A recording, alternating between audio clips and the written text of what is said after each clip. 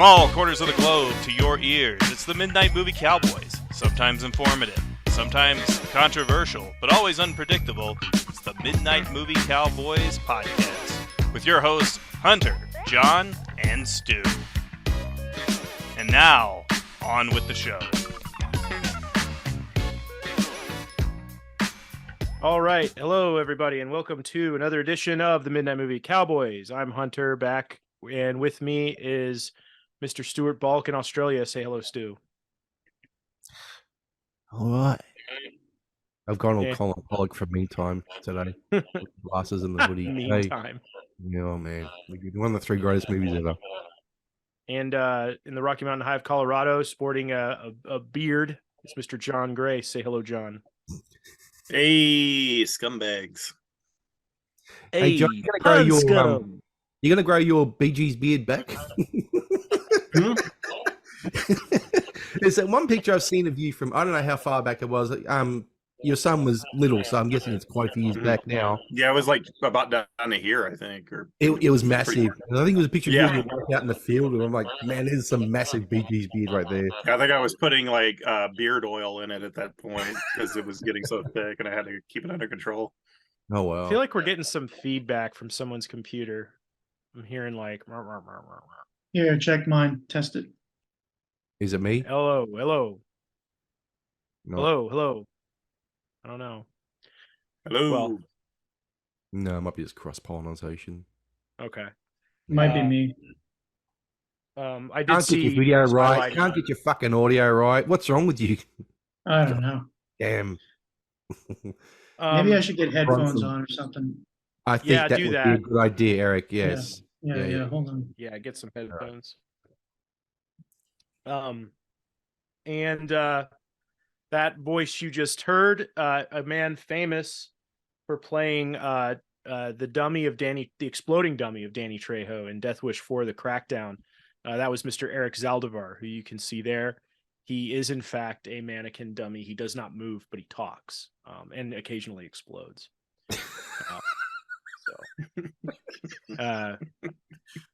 So he's probably getting his headphones right now. Do we want to go ahead and whip out our junk? Sure. Yeah. All right. I'll go first. I've been away for a bit. I got some good stuff.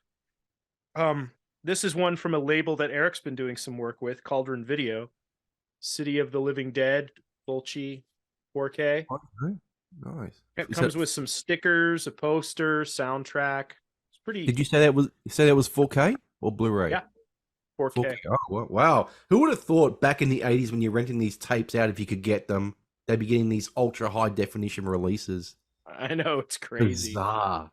I got that. Got this one in the mail yesterday. Bogdanovich's Targets from Criterion on Blu-ray. One of the few releases they've had that I felt like picking up lately. Great What movie. year is that one? 68. 68, okay. This was Bogdanovich's first real movie, I guess. And then I got a couple of John Ford movies, silent films with Harry Carey, Straight Shooting and Hell Bent. So I've been on a Ford kick lately. I also got The Man Who Shot Liberty Valance on 4K, but I left it at school because I was using it in class. Oh, that's of the you guys know I don't like westerns, but Man Who Shot Liberty Valance is a fantastic film. That's one of the rare westerns I really enjoy. Yeah, I was showing it to the students, and many of them had never seen a western or John Wayne film, and some of them were like, "That's the best movie we watched all year." They were floored by it. And I meant to bust this one out last time Eric was on, and for some reason I just slipped my mind. Hardcover edition of Lee Van Cleef, a biographical film and television reference by our friend Mike Malloy. Wow. Yeah. Where'd you score that? eBay? Mike. He found some hardcover copies. He posted about it on Instagram, and I sent him a message saying, "Hey, I'll send you some money for one." So he mailed it to me. Oh, cool. And a couple of music items. 3 music items. New Depeche Mode, Memento Mori, which I like quite a bit. You and Sticks and Hammer and Richard Spencer having a listening party.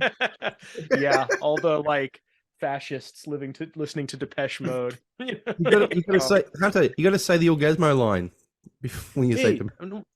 This band sounds a lot like Depeche Mode. It's a naked mariachi band. Probably. What was that, Eric? Something's going on. Here's one. Armored Saints. I don't know what's going on there. Armored Saint, Delirious Nomad. Great album. And I found this one the other day. This was this composer died recently, and I really like this soundtrack. This is Merry Christmas, Mr. Lawrence, soundtrack by Ryuichi Sakamoto, who passed away recently. And that's a great soundtrack. So that's all my stuff. Very nice. Was that Delirious Nomad? Was that a reissue or an original secondhand one you found? This is an older one. It's not a reissue. Okay. I'm not sure when it was. 85, it says. Yeah, but a lot of them get reissued for like the Back on Black label or something. No, this isn't that. No. Okay. It's an older one. Yeah. All right. But it's in pretty good shape.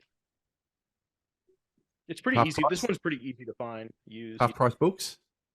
I got it at oh gosh, where did I get it? I think I got it at Josie Records or something like that. I don't think I got it at Half Price Books. Okay.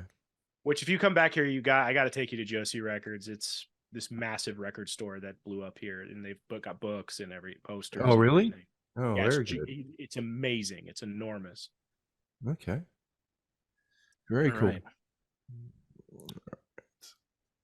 Okay. Who wants to go next?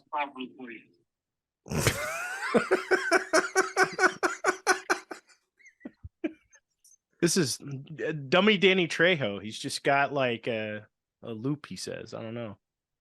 I think it means he's about to explode. Eric, this is what happens when you run on Windows 7, you dope. Oh, gosh. Is he on Windows 7? I'm just guessing. Oh, okay. It's probably because they're damn old. He's got no proper sound card or anything. I'm at the Cecil Hotel. There he is. Oh, that explains it. All right. Yeah. I just finished my segment. Eric and I said I had Malloy's Lee Van Cleef book was one of my items. So I was watching. Oh, okay, good. All right, Stu, you want to go? Yeah, I'll go. I've got only a couple of things because last episode that you weren't here was enormous. So I'll just change my background to that. And I did mention on the last episode that I got a enormous tub of wrestling DVDs off a guy for next to nothing, which I did show off on that one. But I also got off the guy for $5, 10 CDs of this one band who they're okay, but I thought for $5 it's a throwaway. It's a coffee money. 10 CDs by U2. I thought I'm going to try them out. If they're no good, the thrift store can get them as a donation. I don't really give a shit. I've only heard 2 at the moment, and that is this one, the EP U2 Wide Awake in America, which was whatever. This one, though, I'd never heard before, and I thought, wow, I was really impressed how good it was. Their 1981 album, October. That is a damn good album. That is worth the $5 alone for that. I don't know if I've listened to that album. I've heard songs off of it, but I don't think I've listened to that record by itself. I think I've just heard greatest hits stuff from it. Actually, the stuff on there like Gloria is one of the more popular ones on there. Stuff like I Fall Down, I Threw a Brick for a Window, With a Shout Jerusalem. Man, the deep cuts on this album are much better than the more popular songs. So that was worth it just for that alone. And that's all I've got at the moment. All right, John. Would pick this up at the archive. It is The Lost Continent. It's a on Blu-ray from Shout Factory. Hammer Hammer movie, which means I'll watch it, probably be bored, and then when I'm done with it, I'll say, "Hey, that was actually pretty good." Yeah. Like most Hammer films. Yeah, that's how I feel. I'm kind of like twiddling my thumbs, and I'm over, and I'm like 4 stars on Letterboxd. And this is based on a Dennis Wheatley book, so I'll probably give it 5 stars. Oh yeah, just to make the Nez happy. Other one. Here's an odd item: a Patrick Moore autobiography. He was a British TV star who kind of was always on the verge of making it big and never really did.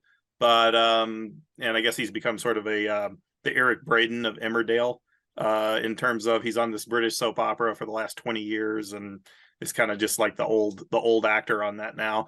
But it's fairly, he knows that actors live very boring lives. He's no exception, so he gets in all of his sexcapades, and the worst of which is apparently he took Tula's virginity, the notorious Transorzy, who was in For Your Eyes Only. And he didn't know he's what he played. Yeah, it's actually pretty disturbing. Tula. Oh, that's the one from the Bond. For Your Eyes Only. Yeah. Yes. Yeah. Just trying to think. The first heavily publicized one, and it's otherwise he talks about his relationships with various actresses and doesn't tell too much. I mean, but he tells a lot about the ones who've passed away by the time of the writing. So a lot of British actresses seem to meet early deaths and suicide and such. And also talks about working on Hammer films and all that fun stuff. So it's a hoot. It's fun enough to read. Let's see. And this I have Stephen Hunter, I Sniper. I've been going through a few of these over the past year. Very, very thick, a bit padded, but kind of enjoyable novels about Bob Lee Swagger. I guess they made a TV show and a movie with Mark Wahlberg playing the character. And I haven't seen those, but supposedly they're not very faithful to the books anyway. But the books themselves are kind of fun. He's kind of a right-wing gun nut, so enjoyable in that fashion. He does a lot of bashing of various people in the media. So they're kind of like, they're in the style of a Destroyer novel. They're very satiric with the politics, but they make the New York Times bestseller list, and he's a favorite writer. Of you walk into almost any used bookstore, and if there's a dude working there, he's like, "Oh, my favorite is Stephen Hunter." Like he's that popular. And James Elroy once told me that when he was going through his divorce, he read a bunch of Stephen Hunters to kind of get over it. So it's a strange thing. A little side note: Stephen Hunter was also the movie critic at the Baltimore Sun for like 20 or 30 years. So and you can find a book of his movie criticism. It's okay. It's not great, but he was an interesting critic. At least he understood guns, which most critics don't. Okay. And that's it for me. All right, Eric, you don't get to go because you don't have a camera. Oh, I've got a picture from Eric. Apparently, you want me to share that one? Do you, Eric? Is that what it is? Sure. Yes. I bought that. Okay. All right. Okay. Yeah, he sent it in here, so I'll just. Hey, Freddie. On screen. Take care of your dandruff problem, please. What the fuck is going on with your thing, man?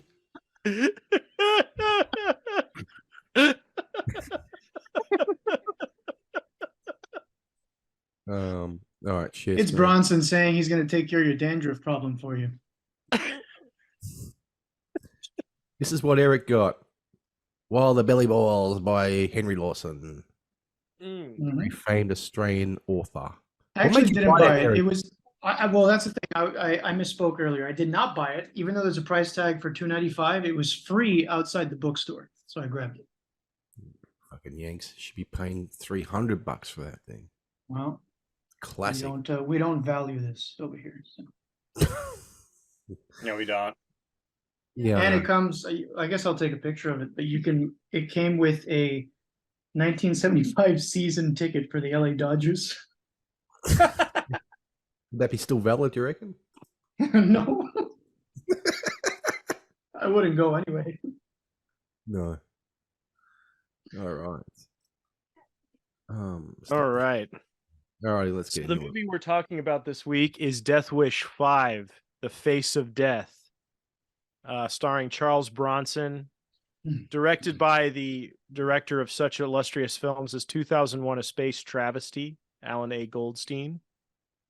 And produced by Golan and Globus, but it's not a Golan and Globus film, right? It's Canon wasn't a thing anymore. No, correct? by this time. Yeah, because this was 1994. Mhm. And so this is the first Death Wish that is in a post Home Alone world. Okay. That's important. So that is important. Okay. And it starring with Bronson. You've got Michael Parks, who plays the villain, a very entertaining performance. Yep. You've got Saul Rubinek, and you've got Robert Joy, whose preoccupation with dandruff is big deal. It's Yeah. set up a lot in the plot that he has bad dandruff. And I'm going, okay, this is going to pay off somehow. Like Bronson's going to like skin him alive or something. And he's going to be like, I'll show you a dandruff problem, and like scalp him or something, but no, he just goes, I'm going to take care of your dandruff problem. Well, he does. Yeah. He does. It blows him to In what is smithereens. probably the most inventive kill in all the Death Wish films, and that's saying Yeah. something. That is the post Home Alone Death Wish moment. I remember when Bronson. this came out. I mean, Eric and Hunter, you'd be too young. With John, remember what the Oh, hell yeah. he's doing? Fishing for something. What the fuck? He's tying flies on his fly rod. Right. But John, remember how this thing just dropped on home video. That was it. There was I don't know about a theatrical release over in the US. It did not get one here. Death Wish It 4 got one here. It got one. Okay. Well, it doesn't Yeah. even look cinematic. It looks like a TV movie. Yeah, it does.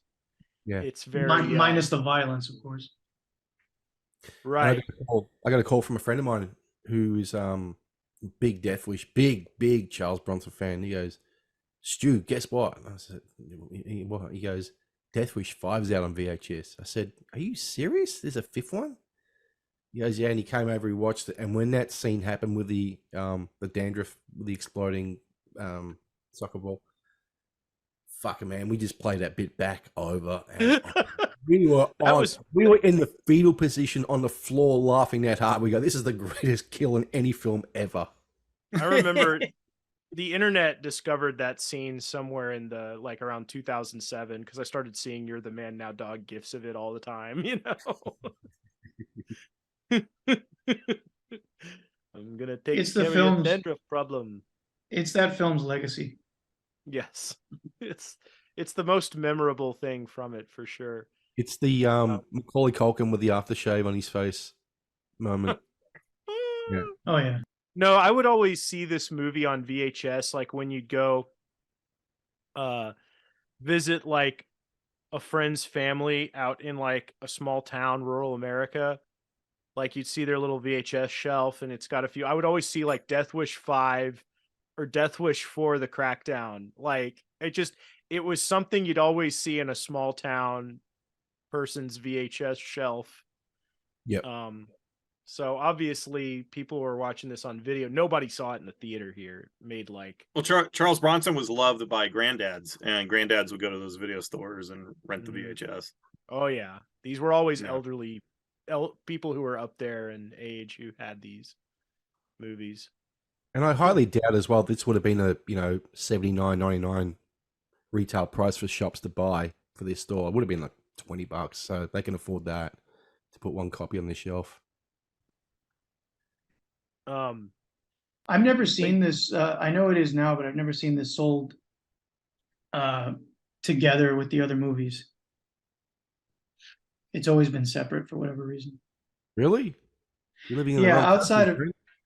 I guess so, but it's always they got the first one on its own sold separately, and then it's 2, 3, and 4 together, usually in a 3 for pack.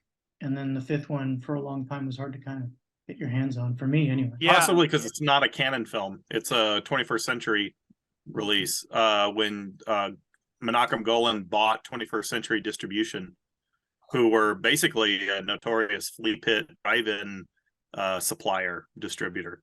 You know, they did kung fu movies and cheap horror films and some Italian movies and stuff. And Menachem Golan bought them and tried to keep the canon magic going on half the budget and made a few films that he owned the rights to. I think he did like maybe an American Ninja movie under the 21st Century byline, and a couple of other films. Captain America was notoriously a 21st Century production. The Albert Pune version. The real Mhm. Captain America. The real one. Yeah, the real one, the one that's actually closer to the comics. So I've heard.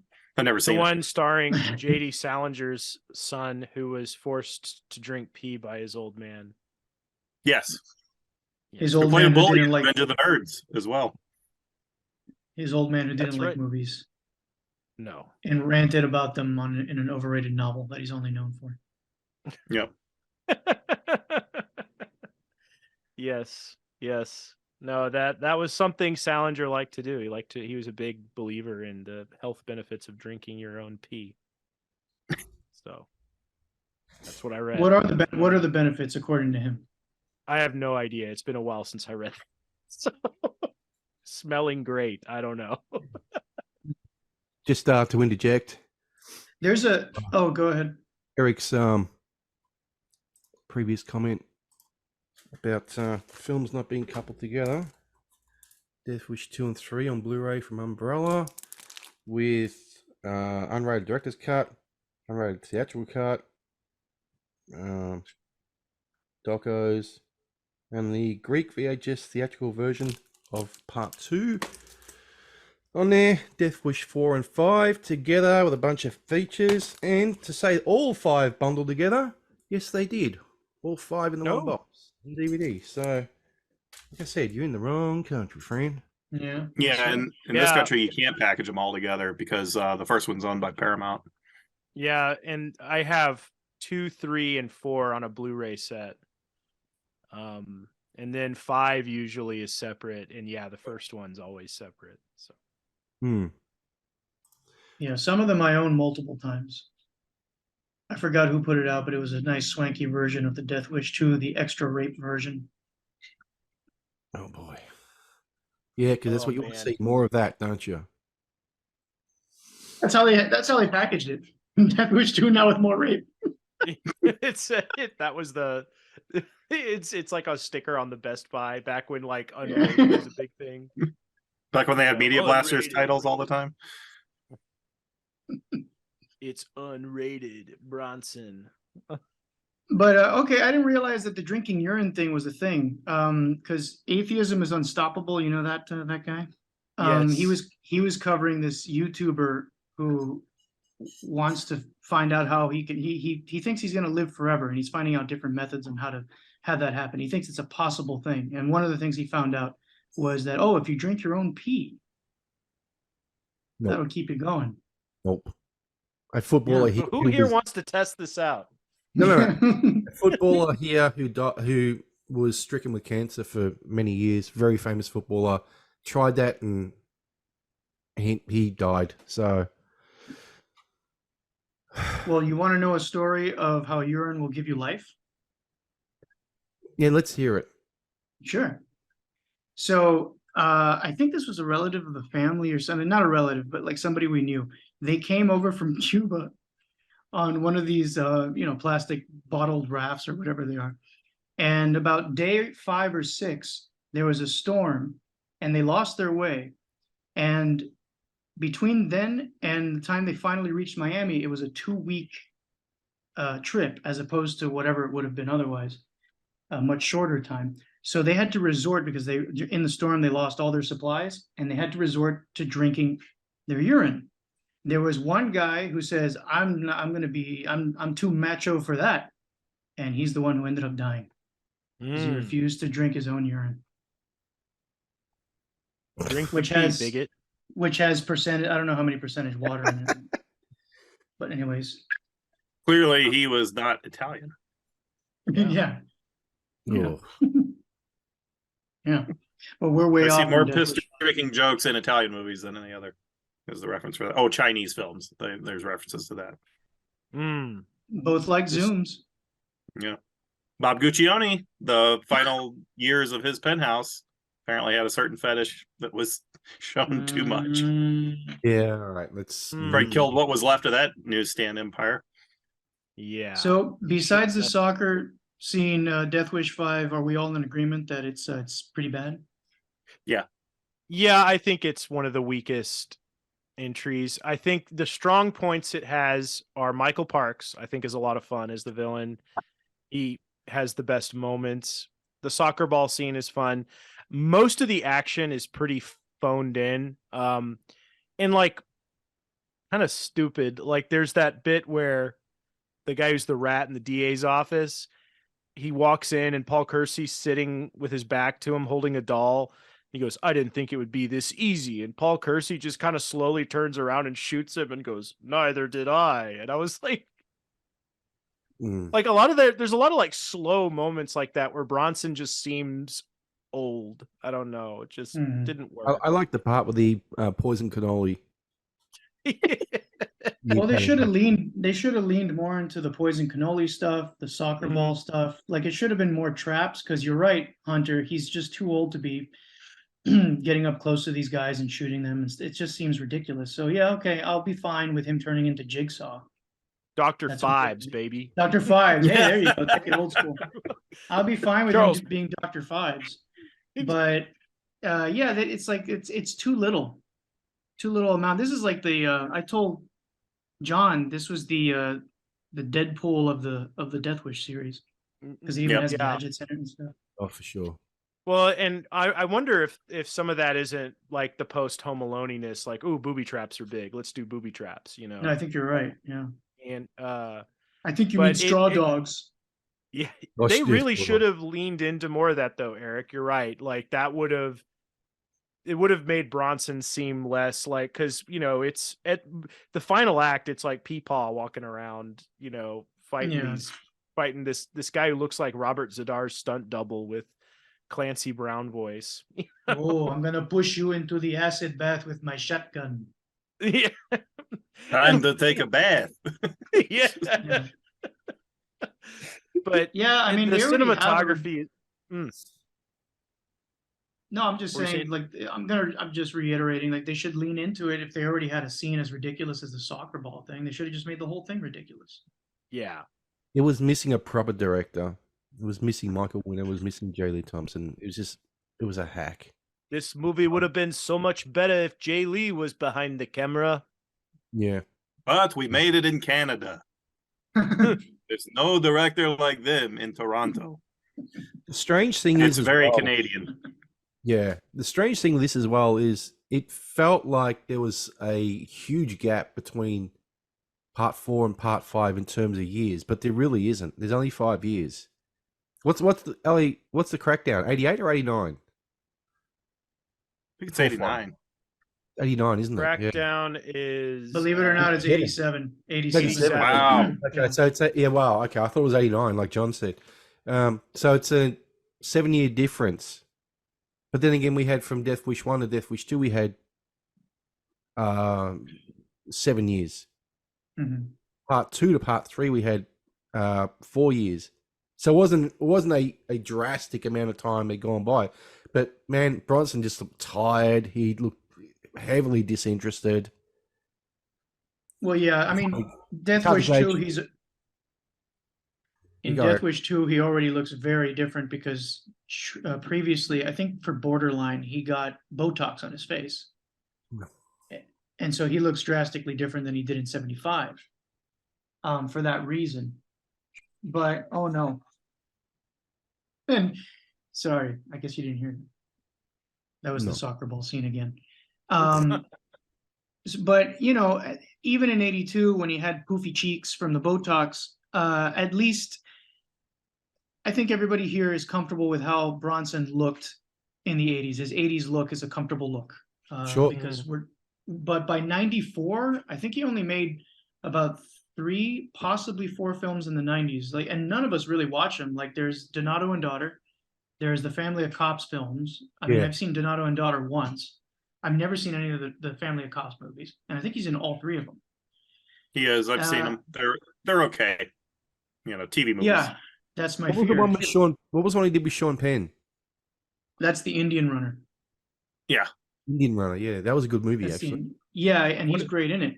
But those are different films from a Charles Bronson movie. We're just not. Yeah, I'm not used to venturing out into the 90s for Bronson. So like when you see him, looking like grandpa, like Hunter said. It's kind of disarming and just not a good look. And it really brings down. If had he looked like he did even 7 years prior or 5 years prior, it probably would be a better movie.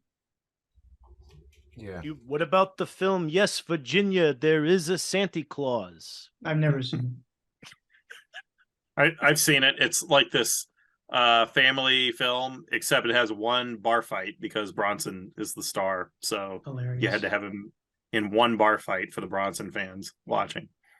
But yeah, it's worth watching once around Christmas. That's about it. I'll tell you one thing I don't miss is the catalyst for the killings isn't a horrible rape.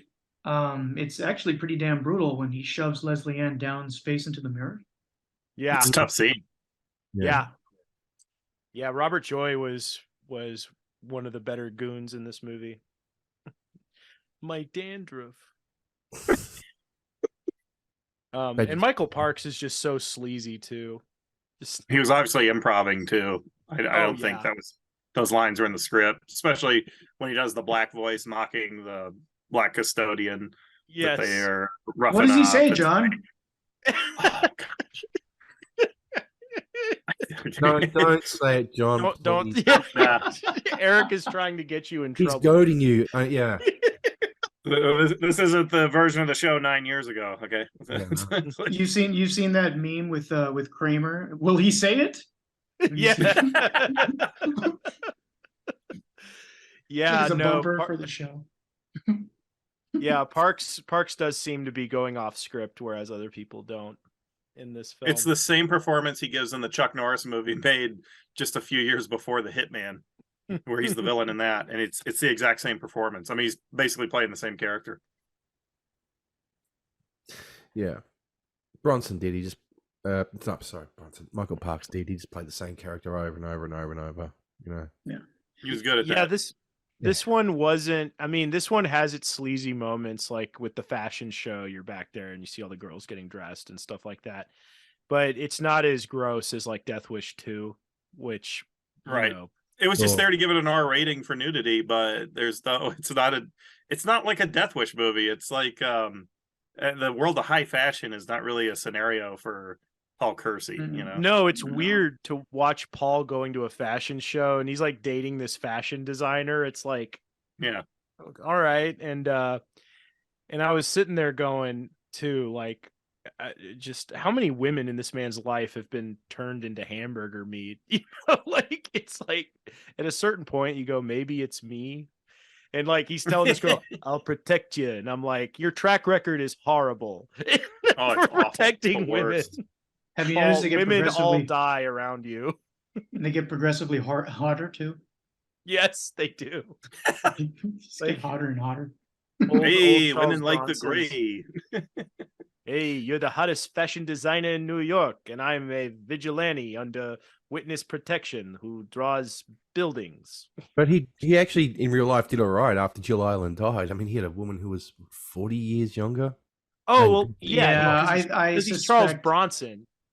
But I'm Richard saying, Harrison- like, Paul Kersey is what I'm talking about, Richard Harrison told me that Kim Meeks, I think is her name, or Kim Weeks, perhaps.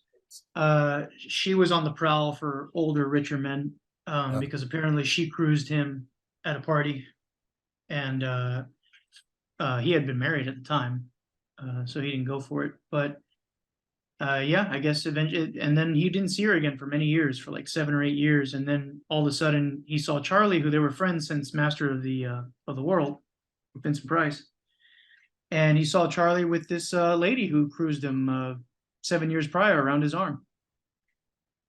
So he kind of figured, like, oh, okay, she snatched him, and he suspects that towards the end he was getting soft in the head anyway. So it was probably an easy mark. Like Groucho Marx, he was just with some woman who was she was in Everything You Want to Know About Sex, the Woody Allen film. She was the last segment. The woman who was in the car. Oh. And she would just, according to one of the books I read about the Marx Brothers, she would just beat Groucho. And just... Pardon? Yeah. Eden Hartford. Aaron, I think her name was Aaron or something. Or Eden Hartford. Eden Eden Hartford. Hartford. Yeah, and she was just an awful human being according to this book. She's basically just beat Groucho to a pulp. All things Rob Zombie wanted to depict in his Groucho Marx biopic. Yeah, Sherry Moon Oh. Zombie is Eden Hartford. Yeah. Yeah. You know for a fact just- Alice Cooper was going to be a character in that too. Gilbert 'Cause they were Gottfried would have friends. played Groucho. Yeah. Would have had he lived. He would have been. Jeff Daniels thought now is Chico Groucho. needed the money, and then getting beaten up. Chico. Chico needed the money. Oh, don't hit me again, please. I just have a little bit of money left from You Bet Your Life. And he'll have a He's You Bet getting Your Life. beat, and he's got the cigar while he's being beat up. He'll have a You Bet Your Life segment where some of the questions are about the Manson family, even though it's like 15 years before they friggin' happened. But the Manson family, he's got to shoehorn in there somehow. It used to be a thing like Groucho with his little comebacks and remarks, and like he just makes one and the person just hits him. That's awful. Reportedly, those were all written for him, right? On like Whose Line Is It? Not Whose Line Is It? What is it? What's My Line? Bet Your No, You Life. Bet Your Life. Yeah. He was in What's My Line as well, though. Oh, maybe. It's from Yep. the 50s. Put your mic on, Hunter. Can't hear a word. He sounds like the ghost of Charles Bronson. Hey, don't want this show Hear to me? come. Yeah, Yes. now. Barely. Barely. Barely. Very strange. Okay. Yeah. Here, I'll kill some time. You're looking for someone, but it's not Kiss. All right. You should have a drop where he says, "This will take care of your dandruff problem." I didn't have time. I really ran out of time to pop that on the soundboard. The oddest thing I noticed was Kersey's killings were far more like his character in The Mechanic than anything in the Death Wish movies. Yeah, Yeah, they were more meticulous. Yeah. Yeah. very different to the other previous Death Wish films as well. And as somebody mentioned before, I think it was Eric who said that we can all pretty much agree this is the worst of the Death Wish films, right? Oh yeah. Yeah. Yeah. Yeah, Easily. I don't like Death Wish 2 very much. No. But Yeah, I don't like it either. but it's probably as a movie a better movie. You don't like it because you don't have the 30% more rape version that I do. That's true. That's true. That's but the people Greek obsess VHS over version, over right? Death Wish 2. Like certain writers we know, John, think that's like the best movie ever made, Yeah, it's Hmm. really weird. Wait, who says that? I'll name him John Nolte on Breitbart. Oh boy. Okay. Yeah, he thinks it's like Oh, I didn't even notice this. On this Death Wish 2-3, disc 2 is the theatrical TV and Greek VHS, as I mentioned, cuts of Death Wish 2, with written introductions by Charles Bronson biographer Paul Talbot. Didn't even know that. Oh, yeah. Yeah. Paul Paul's doing the gets all rounds. the Bronson gigs now. Mhm. That's Paul's that's the Thanks, Paul thanks is to the who? Thanks to who now? Well, That's John right. Lennon. Yeah, Yeah, I got him on the show. yeah. As he should. I mean, he's put in the time. Yeah. As he should. All right, the Sea Wolf, the Jack London adaptation from '93. I haven't seen that either. I This want to is see the that. night- I hear it's really good.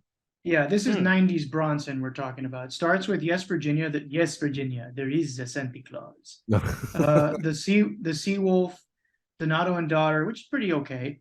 This movie, Family of Cops, and then the other two Family of Cops films. Who made the worst movies in the 90s? Charles Bronson or Burt Reynolds? Bert. Burt Reynolds? Yeah. Really? Burt made some dogs.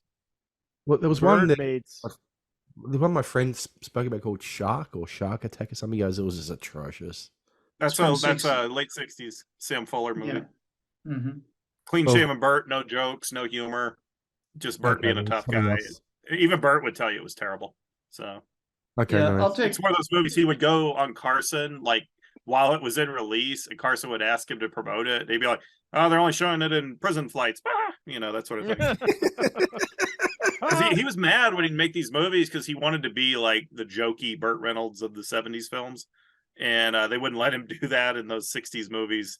He's all hard-assed and serious, and so he would just he was never proud of them, so he would just go slam the films on Carson the very Wasn't next he week. kind of that after way that. about Navajo Joe? Yeah, I've he never kind of seen put it that down, clip. but he put it down, but then he started coming back like in the '90s when Corbucci was getting a bit of a buzz as he was a genius. Then Bert started praising. Yeah, he was pretty good. Corbucci was Yeah, Yeah, terrible. he's very complimentary. There's a whole chapter devoted to Navajo Joe and Corbucci in his first autobiography. I suggest everybody read it, and he's very complimentary about the movie, Okay. or about Corbucci's direction, I should say. Well, and Bert got to do a lot of stunts in that one too. Yeah, He and is he the got most paid a lot of cash hands-on. in a briefcase. Oh yeah, he's the most Sweet. hands-on spaghetti western character in any movie, really. He's just diving on people, getting up close.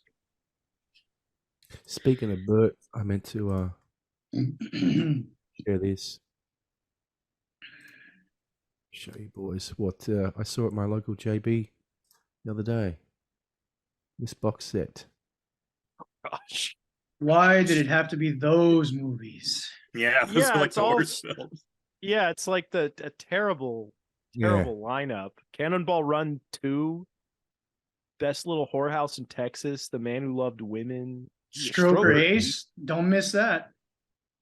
Like the only decent movie in there is Cannonball Run. Best Little Whorehouse has its fans. I think it has a very accurate depiction of the Texas A&M football team as a bunch of guys who dance around in the locker room. All the hipsters that bought that box set, because there was quite a few, they did it only for the social media clout Yes, pictures. that is. They're never You were they're buying never that gonna for you're buying that for the packaging. That's it. yeah. Hmm. Nobody's gonna crack any of those movies open. Because having among like millennial guys, like kind of being an irony bro Burt Reynolds fan was a thing. Maybe because of Archer. And My Name is Earl. My Name is Earl. Yeah. There was I remember like my roommate back in Memphis had like the Burt Playgirl centerfold on a coffee cup.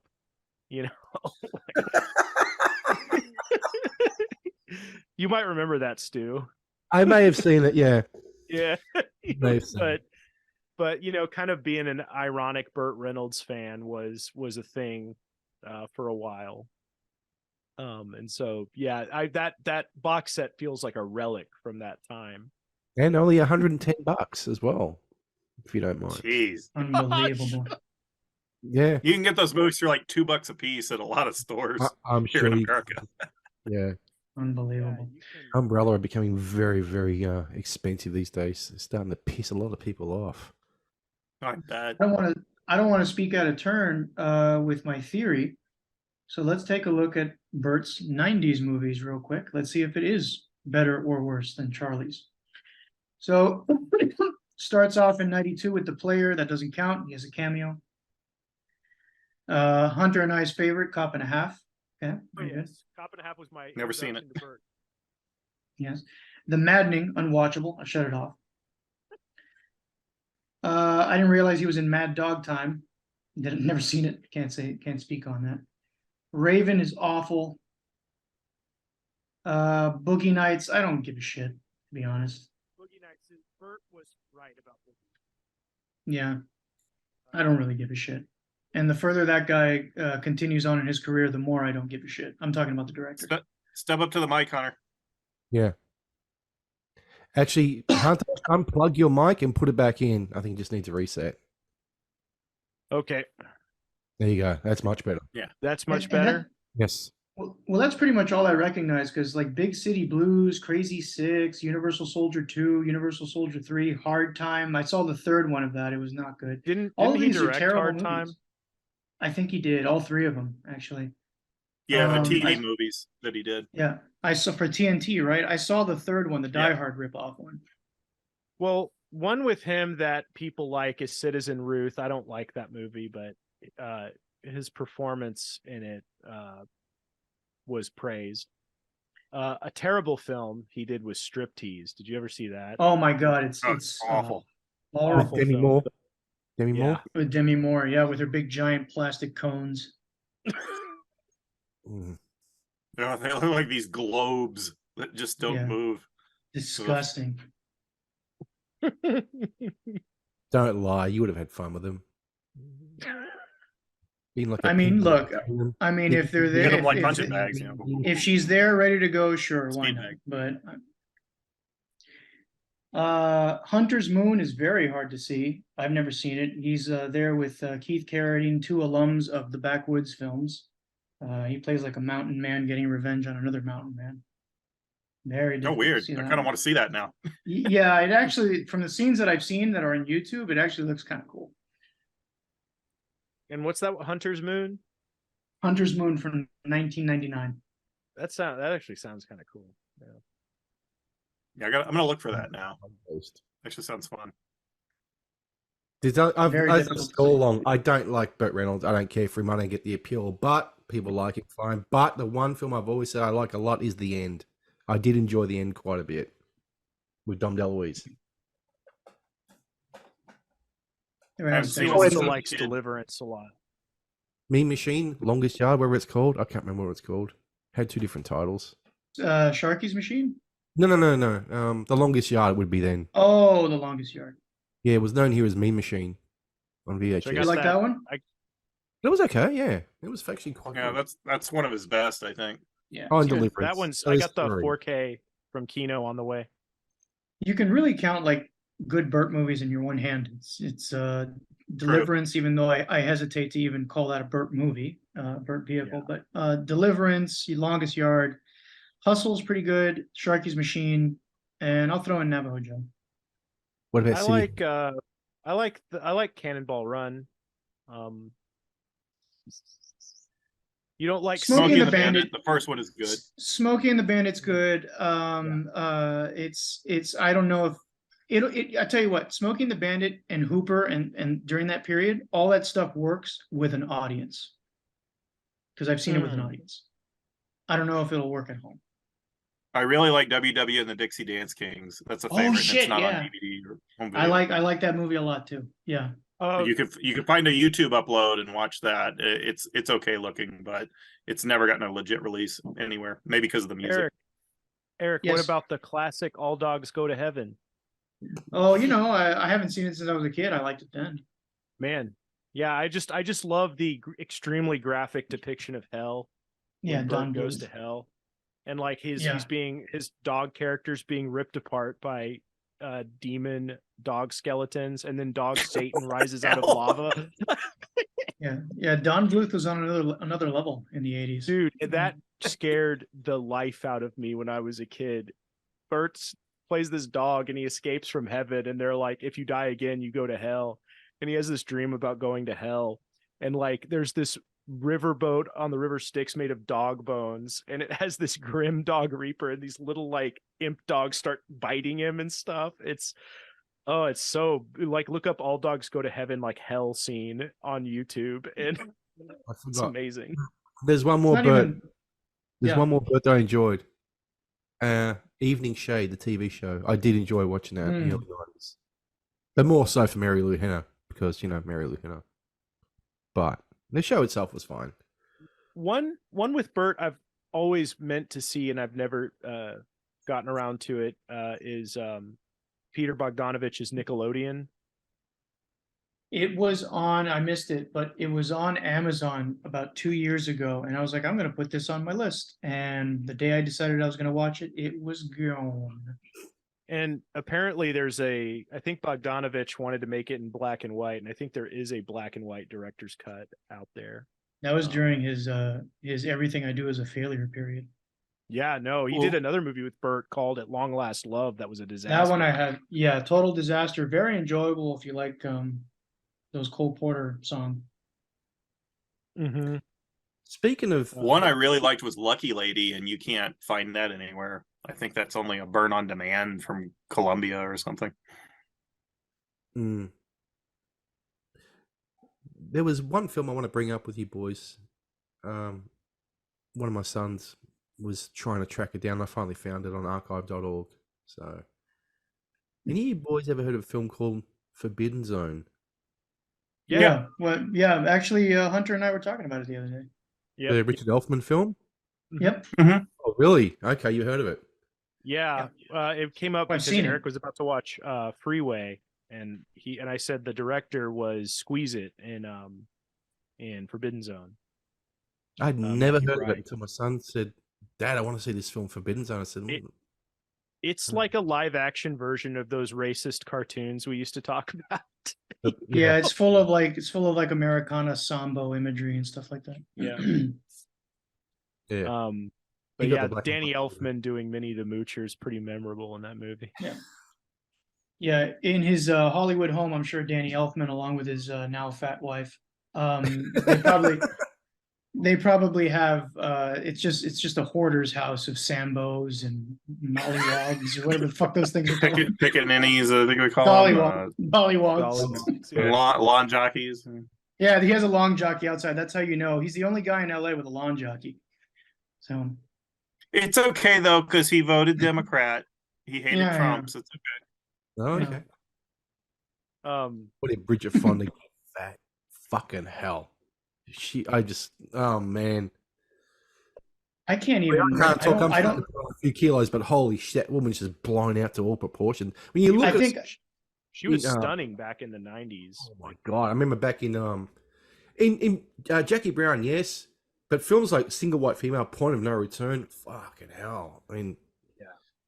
But now, and The hasn't irony is he? Elfman looks like he just lives at the gym. If you've seen him Yeah. lately, he looks like he's been taking up bodybuilding or something. He looks like Carrot with his Top. shirt off. Yeah. Yeah, he looks like Carrot Top now. It's crazy. yeah, And he was like a beanpole, right? Yeah. Yeah.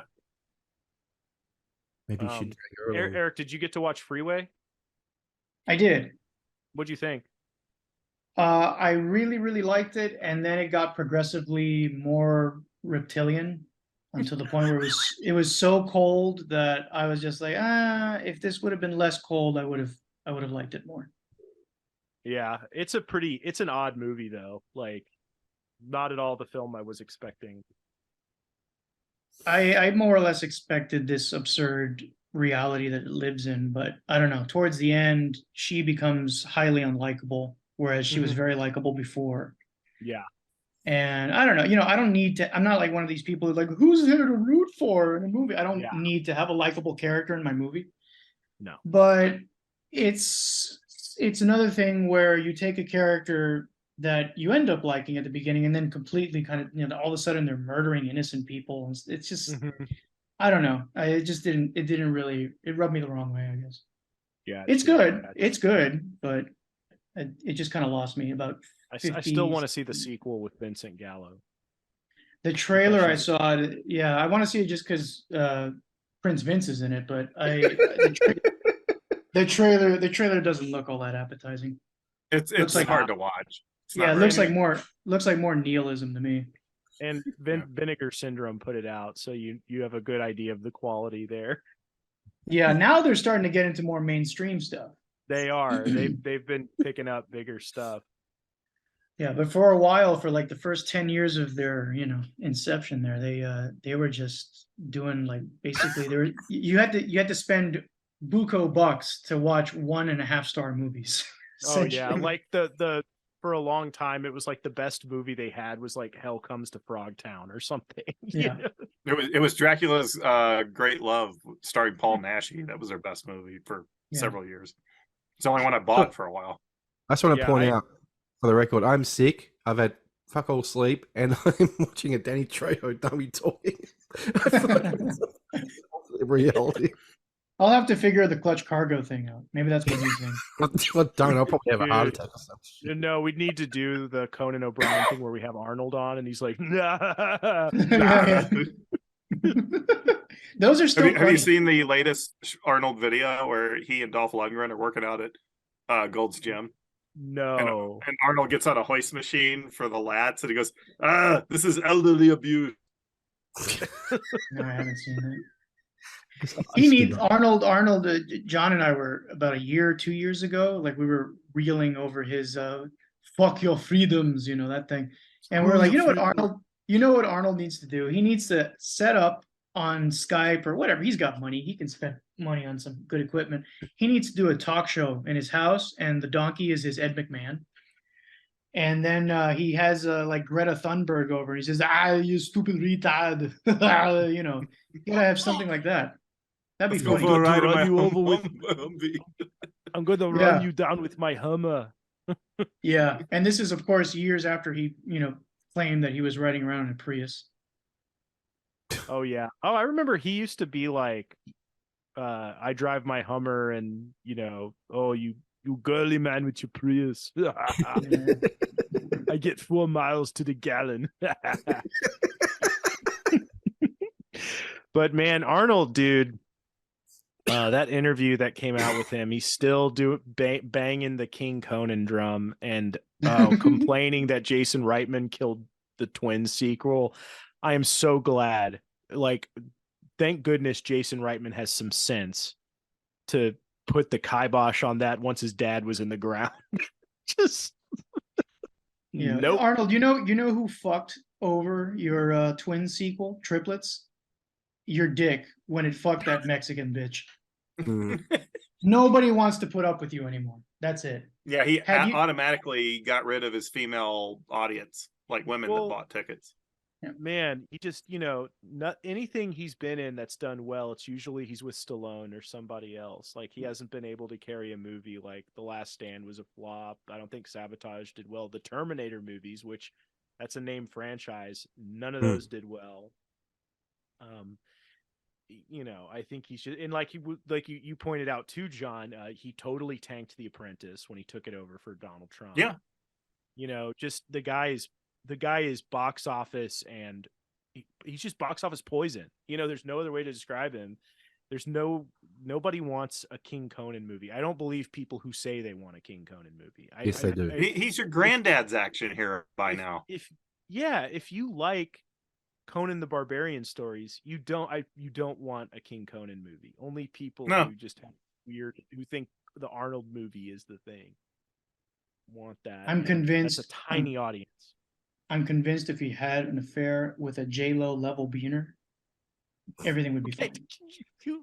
I don't know if we could say that on here. Okay? Well, Eric is Spanish, so it doesn't matter. He can I get know, away but with it. the algorithm picks it up.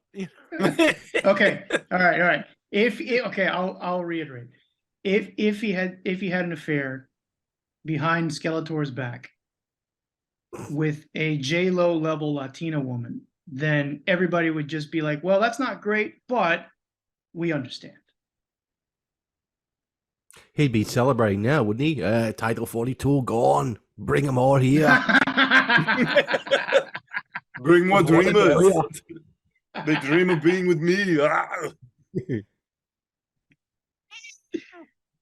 That's right, Fez. All right. You guys want make it- to Bring more of them here. They're the best. They're the best you could bring from Mexico. Come on. Bring them to California. I fuck all of them. Ah. How many are we talking? It's like 50,000 people that entered the country just 5 seconds ago. What was the number? Shit, is it? 55,000, I think, to be It's precise. like the largest ever. How much people are filtering through in a day? Couple Too of many. thousand a day? And I've seen the videos, and there's precious few women and children in that caravan. It's people. It's adults who are not even Mexican. They're coming from Africa or God knows where. Yeah, it's basically a human trafficking pipeline. Oh, from Yep. the place. Yeah, everybody's just lying to us, saying it's like, oh, it's asylum seekers, it's women and children. No, I'm not seeing it. Hmm. It's potential victims for Paul Kersey. Is all it is. There's Oh, another gosh. 50 Death Wish movies lined up they could have done. Like Trump says, they're not sending the best. I bet you if Michael Winner was still around, he totally would make that movie. Yes, he would. Yeah. You bet. Michael Winter was Michael- like right wing as hell. Like, Oh, was he? Like Death Wish Yeah. 3, like, in that canon, documentary, the part on that movie is just all the stars complaining about how racist they thought the movie was. It's too bad that Stallone really dropped the ball with that fifth Rambo movie, because when I heard he was going to go up against the cartel, I'm like, okay, I'm kind of down for that. Yeah, it's a good idea. It's just the movie sucked. Awful. It was like a Wes Craven film or something. And I like Wes Craven, but it was, it was like Wes Craven's Rambo. When does Rambo knock on a door? You could argue he's on his medication or something. I don't know. It's so stupid. Well, and Bring the girl out. Let her go. It's like in the Batman when Batman goes to the front door and he tells the henchman, "I want to see the penguin." And the He's Batman. supposed to ninja his way in. That's Rambo supposed to ninja his way in. Come on. Yeah, he's supposed to appear in the room with the penguin. The penguin says some stuff, turns around, and Batman's gone or whatever. That's what Batman does. And in the space of a few days, Rambo had this perfectly excavated tunnel that went for miles, and he managed to do that in a few days. I mean, come off it. Yeah, he was like the Vietnam tunnel rat system going. We're gonna blast some doors in here. Trap them. I mean, we're gonna blast Rambo 4 is fucking insane. It's one of the best Rambo films ever. I think it is the best, really. Yeah, that one's a gore fest. I love it. Yeah. But yeah, boy, like Eric was saying, 5 was just so bad. Yeah, it's hideous. Speaking of 5, I think we should rank the Death Wish movies. Yes. I think we should rank them from best to worst. We include the Bruce Willis one. Or the Kevin Bacon one. What was that? Oh, Death Sentence, yeah. Yeah. What about the Jodie Foster one? Huh? The Brave What one? happened? Oh, the Brave one, yeah. The Brave one, yeah, but that's not based on Garfield's books at all. So It's just a plagiarism. Yeah, because not that the sequels to Death Wish are anywhere near part of the 2 novels at all, but at least it's still adapted. It's still I don't know, you know what I mean. It's in the same ballpark. At least it's in the same. It has the same genes. But yeah, Death Sentence. That came out in 2007. That came around the same time as Shoot 'Em Up and all those movies that have been completely forgotten about. Yeah. Oh, speaking of that, just pause right there, Eric. Yeah. John, please don't ever mention the title "Shoot 'Em Up" in the end. It's one of the worst movies of all time. No. We got in trouble for it. From the Zuck. Your post is being removed because of the word shoot. Oh yeah, that's right. Mm-hmm. See, that's the thing. You never know what you're allowed to say. It's crazy. That's why you go on Discord, folks. Join us on Discord. We don't have a fucking problem. So now I'm going to be censored for saying the title of a movie. They're going to think I'm going to be talking about a Fred Williamson film from the 70s or something. No, well, that was to be fair, you are an exploding doll. So yeah, well, there you are. So do we include Bruce Willis Death Wish / in our ranking? Yeah, sure. I've never seen it, but you guys can. I'm going to put it at the bottom of the list anyway. I'll tell you. It's the bottom. It's fucking terrible. What about, but no death sentence? Since it's Garfield, but I don't think anybody here besides me and you have seen it. So I don't know. Never even heard of it. I saw it years ago. I didn't care much for it, but I thought some of the set pieces are pretty good. The problem with that movie is it leans too much into what Garfield was trying to say with those books, which at the end, the final climax, Bacon wipes out everybody, and the last dying guy is just like, "Oh, you look just like me," making some sort of commentary about like, "Oh, you're no different from me." Shit. Yeah, it's just yeah, that's stupid. No, actually, he's nothing like you. You murdered his wife and kid for no reason. Fuck you. Yeah. Yeah, I haven't seen Death Sentence in a while. I saw it when it came out, and I think I saw it again on video. But anyway, all right, Eric, you want to go first? Yeah, I think it's easy for me. So number one, obviously, 1974 Death Wish. So here we'll just instead of saying all the titles. So 1, 4, 2, 3, and 5. Right. Okay. John, what about you? 1, 4, probably 3, then 2 and 5. right, Stu. All right, I'll go from worst to best. So I'm gonna go worst is the Bruce Willis one. Then I'll go. So that was number 6, and number 5 will be part 5. Number 4 will be part 2. Number 3 will be part 3. Number 2 will be part 1, and my favorite's part 4. Yeah, I used to say part 4 was my favorite, but recently, having revisited a few of these movies, I've switched it around. So I'll go from worst to best. I think the worst is Death Wish 5. Next, I'll do Death Wish 2018. I don't hate it as much as y'all do. Maybe because it's like the last time Bruce Willis made a real movie. I don't know. Bruce Willis. I don't. Yeah. Duck I lips. didn't. That's how he really did. hate it, Yeah. but it wasn't very good. And then, after that, I will put Death Wish 2, which I'm not a huge fan of. Then Death Wish 3. Then Death Wish 4, and my favorite isn't the original 1974. I think you were favorable towards Death Sentence. What were you going to say about it? If I was going to put it in that ranking, Well, I was like what you thought about the film in general. I remember liking it just fine. I had the same problem with the ending where it's like the revenge bad. It's like, okay, we get it, but I hate it when a movie kind of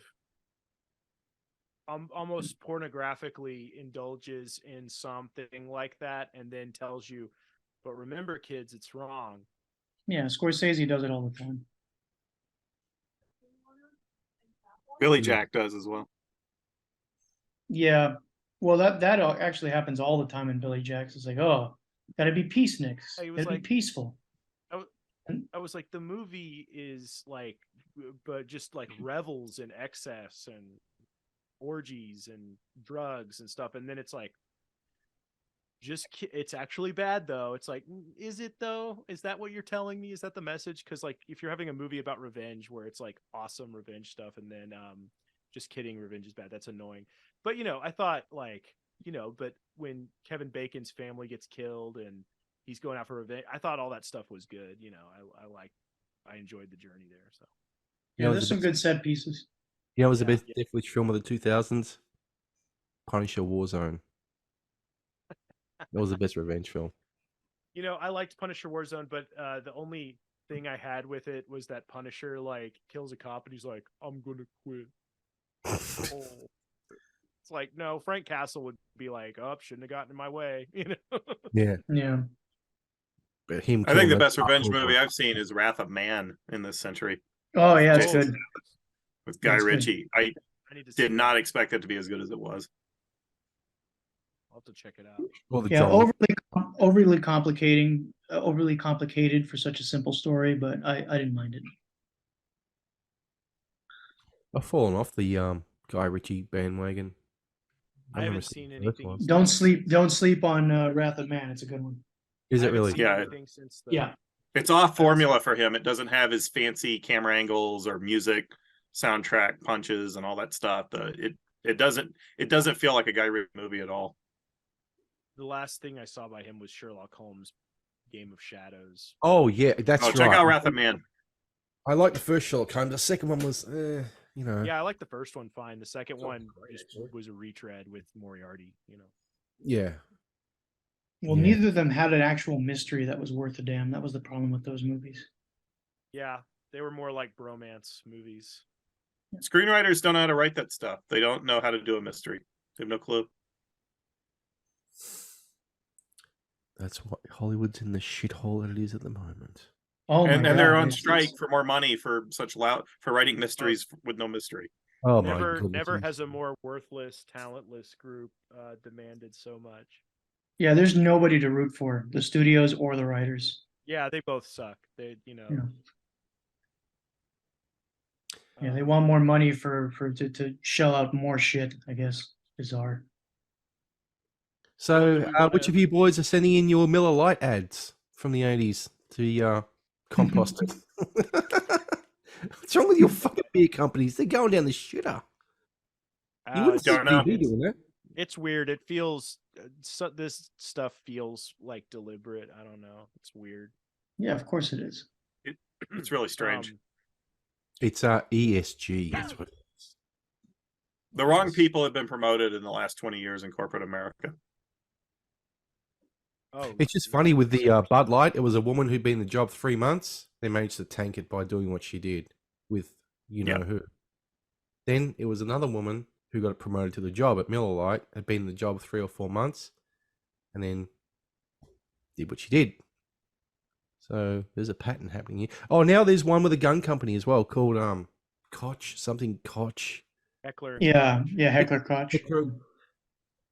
Where the woman was the DMO for Heckler and Koch, going on about how women are being objectified, blah, blah, blah.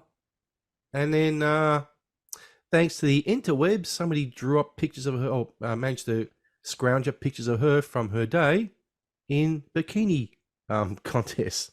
I'm looking for them now. They're there. And after that was brought up on Twitter by, I can't remember the name of the person who did it. Her accounts got deleted. She shut them all down. So did the Miller Lite lady. Oh, and also the woman, Alana Garva or Garvey or something, her name, who did the Miller Lite ad. The woman who's gone, and they put us in bikinis. Who was I watching? The Quartering? What was it? The Benny Show? I think it was the Benny Show on YouTube. He goes, strange. She doesn't like women in bikinis. And he just brought up her Instagram of her pictures in bikinis everywhere. It's like, these fucking idiots, they don't know how to keep shooting themselves in the foot anymore. It's just unbelievable. Well, they just say and do whatever they think is going to get them attention and approval in any situation, regardless, not even thinking about that at all. It's just what's going to get me attention and approval. That's it. I saw an article today. I forget what the headline was, but it was basically saying that Tom Holland, they were poo-pooing the fact that Tom Holland got paid more for some TV show that he did. He got paid more than all of his female co-stars combined. And I looked it up. And according to IMDb, Tom Holland is the star of the show, so he's in all 10 episodes. Amanda Seyfried is in 2. The other 2 gals, who I don't know who they are, they're in 2 or 3. Yeah, of course Tom Holland got paid more money. Doesn't, what the fuck are you guys thinking? They're not. That's the thing. They're not thinking. You need a brain to do that. And some people lack those. I'm not saying all of them, but some people are lacking them. Well, we're going through bad times over here. I mean, we got planes nearly crashing because of affirmative action hires. We got testing positive for marijuana with people at work. Just what do they call those things? Pop tests at work or whatever it is. Everybody's high as balls out here. Every day I walk around here, I think at least twice a week I witness, not aftermath. I witness an accident happen. What are the odds of that? Because I think they're probably high or on their phone. One of the two. Might as well, Oh yeah, they usually go hand in hand. Yeah. There's a lot. Yeah, I used to be pretty I used to be pretty damn libertarian about all this, and I was just like, yeah, the drug war. But now, you know what? No, fucking criminalize it again. These people, you people don't know how to act. Fuck you. Yeah. These people need wood shampoos real bad. Yeah. They need a cop to harass them, knock them upside the head. Wood shampoo. Yeah. I've never heard that before. What were you going to say, Hey, Hunter? wood shampoo. I don't remember. No, Sorry. all right. Do we want to rate Death Wish 5? Yeah. All right, Eric, what would you get of Death Wish 5? 4.5 out of 10. John? I'll give it a 4. Stu? Hated it. I'll give it a 2. I thought it was crap. I hate it this time around. I gave it a 4 initially because of Parks and Joy and the soccer ball, but that's pretty generous. I think I might give it a 3. No, I'm still sticking to 2. I've got to stick to my guns. I can't reward bad behavior, so I'm sorry. No. Bronson Can't looks reward dis- Canadian behavior. yeah, there's that. It's a very Canadian film. Very cheap, boring Toronto locations. It is what it is. And every time cheap you bring up Canadian production. your dislike of Canadian films, I always think back, John's got a good point. Oh, that's right, Class of 1984 is a fucking classic, so no, you were right. I don't consider that Canadian though, because the director is half the cast is American, and half a Canadian. the director is from LA. So, no, yeah. What about John, the greatest television show of all time, Forever Night? I haven't watched it yet. We still need to do that a show though. on Forever Night. Yeah. Yeah, we got to do it. Get see if we get that Sean Zubox guy on here for that, because I know he's seen it because he's tweeted about watching it. So You gotta watch Shoot. Gotta watch Shoot from 1976. I think that's a Canadian. Oh yeah, that one. What about Kung Fu: The Legend Continues? I like that. That's a good Canadian show. There's a few. I've got, and it's same producer as Forever Night too. Oh really? Yeah. Oh, I look forward to Forever Night. I watched some Andromeda with Kevin Sorbo, the one that Gene Roddenberry wrote an idea down on like a napkin and they made a show out of it. Oh yeah, Gene Roddenberry. Then it got ripped off by Firefly. Son of a bitch. Yeah. Yeah, that was, I remember them throwing around Gene Roddenberry's name on stuff where it's like, hey, he's been dead a while. Like, how much did he really have to do with this? If there was something about sexual craving, he definitely had a lot to do with it. Yes. Okay, he was always about his plumbing. Yes, he was. It's very obvious when I watch Star Trek now. It's like, boy, he was really getting it on. And you can tell when he left the show because the women became way less overtly sexualized. Yes, the tops and the short skirts went away. Felt less like a Hollywood swinging party. Yes. Felt fewer of the alien women trying to bang Kirk. It's real obvious. It's like when I watch it now, it's hilarious. Yeah. No, or they're intrigued by Spock.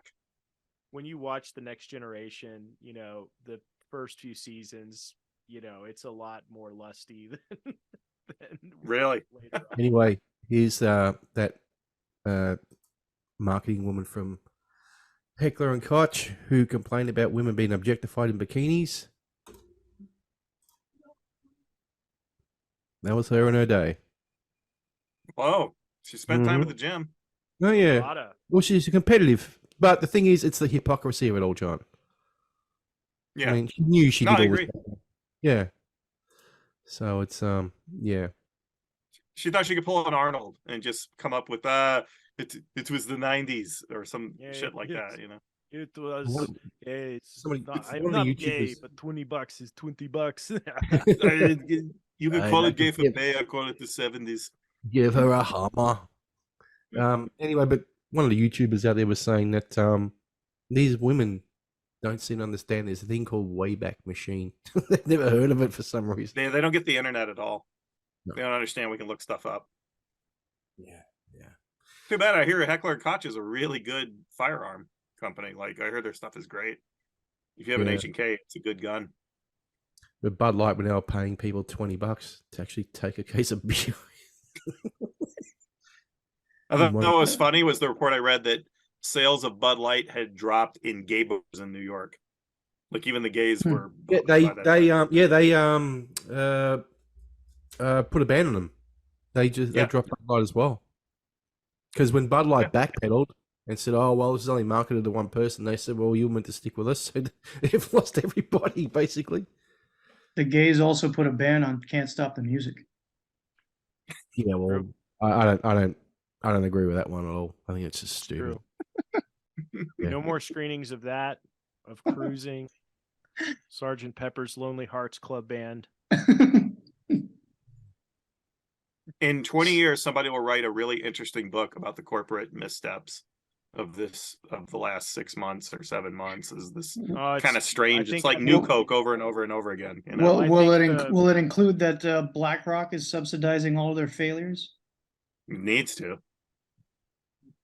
I think it's going to be a longer era than that. I think it's, you're going to have to look at like the period of a few years, Yeah.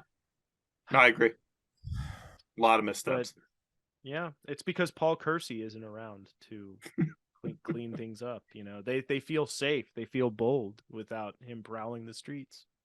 Well, what does it say that they could never continue the Death Wish franchise with another actor? They couldn't. Because they've tried several times. Yeah.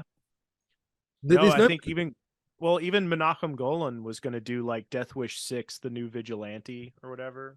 Like he wanted to. Well, he did. He actually made the movie in Israel or something. Oh, he did? Oh, really? Yeah. Who is it? It has a different title though. No, it was that guy that was in American Cyborg, I think, or something. I forget the actor's name. It was Topol. It wasn't. It's like he has a name similar. He looks like Joe Lara, and he has a similar name, but it's not. He later, I think, he worked on Dr. Quinn, Medicine Woman. I can't remember the guy's name, but he's a long-haired dude. And like Joe I Lara have not seen the. Was it Yogi Berra? That would be cool. Yogi Berra. Yeah, no, that's a good point. I mean, I think they actually had something of a hit when when they first made that trailer for the Bruce Willis movie. Had they stuck to their original release, because it caused a lot of problems, if you remember. Had they stuck to the original release, it probably would have made more money than it did when they pushed it back or forward. Yeah, I know. Back. I know. Jason Statham as Paul Kersey. Huh? They'd have to change his career. I can't buy him as an architect. I'm just kidding. There's no way you could do it. Well, they made him a like marine biologist in those dumb Meg movies. Well, it's like in Crank when Jason Statham sits down his girlfriend. He goes, "Remember when I told you I was a video game programmer?" Which, I mean, in that movie, it's tongue in cheek. Like, it's supposed to be ridiculous. Right.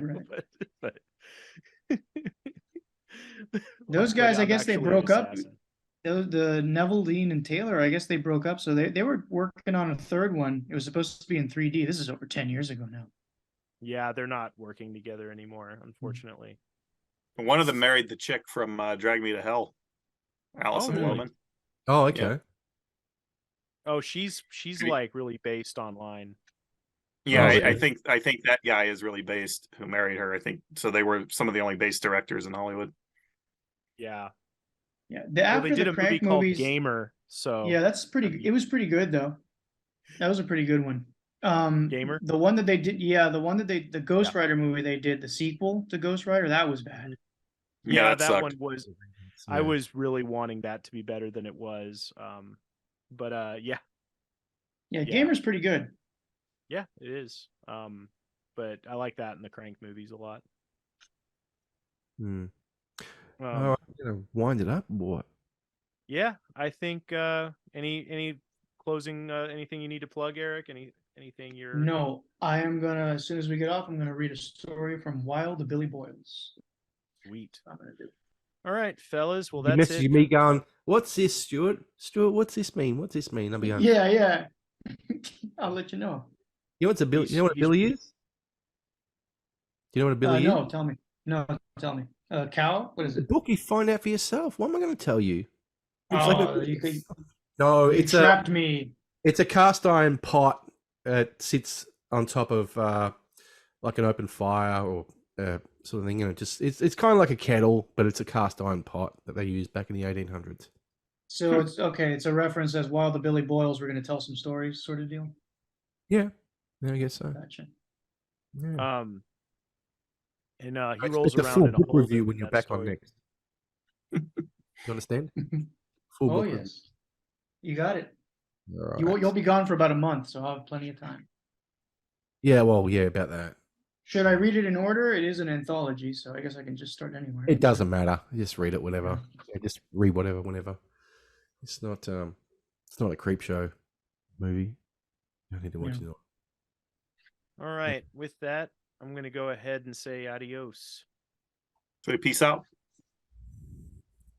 Yeah, good night. And now, it's time for Rue Britannia, with your foreign correspondent, the Nez.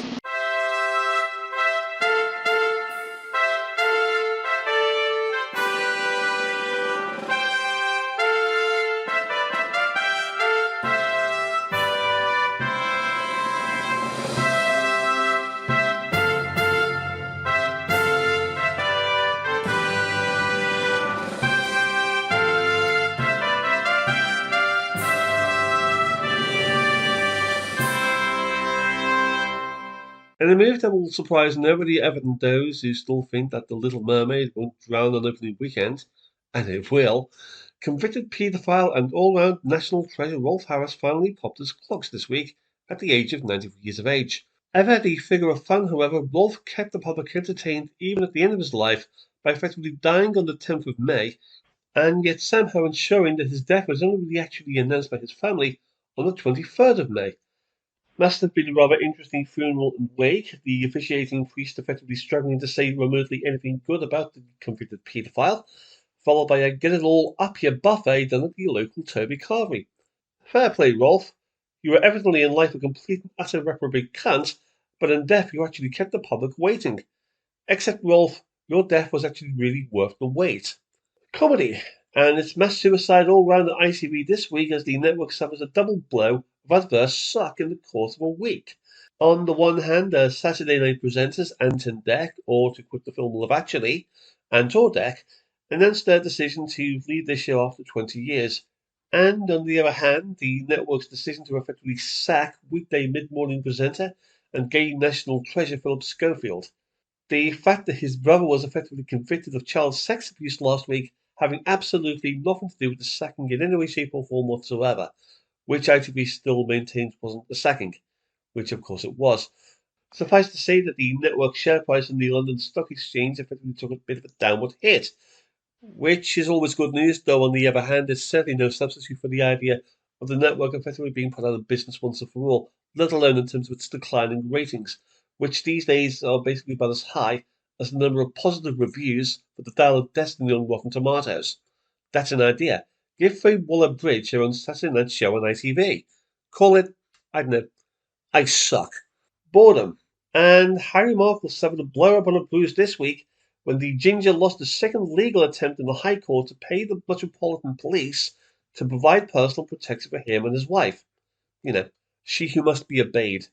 The helicopter pilot and Ginger had his first legal application thrown out on the grounds that the Metropolitan Police didn't really exist to actually be his personal protection unit. The helicopter pilot and professional all-round Ginger had his first legal application thrown out on the grounds that the Metropolitan Police didn't exist to be his own personal protection unit, even though he effectively volunteered to fund them himself. The second legal rejection was clearly somewhat the charm. Given how the Markles last week faked the paparazzi car chase in New York, there's clearly an argument for snapping brake cables. I volunteer. Further notes in passing, the English football season finally grinds to an end, which therefore means that the crime rate amongst professional footballers will effectively inevitably increase over the course of the summer months. You know the drill. Ferraris hitting lampposts, badinage turning into cases of unwanted slap and tickle, cocaine busts, and career-threatening assignations with five-figure prostitutes. Roll on autumn.